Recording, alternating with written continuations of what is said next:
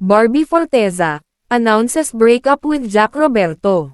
Unang bungad na balita nga ngayong simula ng taong 2025, ang balitang hiwalay na nga ang long-time couple na sila Barbie Forteza at Jack Roberto.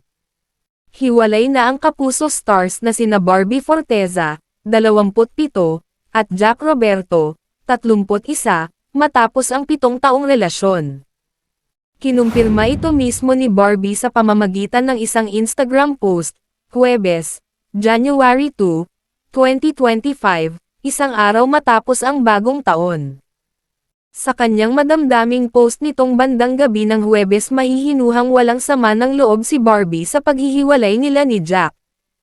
Nakuha pa niyang purihin ang dating kasintahan, at sabihing naging masaya siya sa kanilang naging pagsasama sa loob ng 7 taon.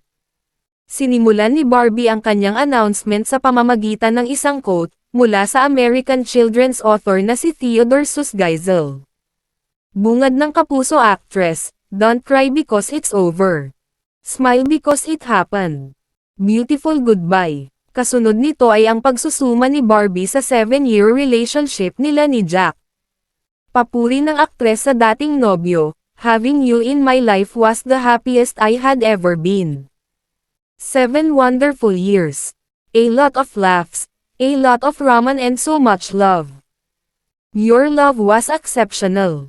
But sometimes, good things fall apart so better things can come together.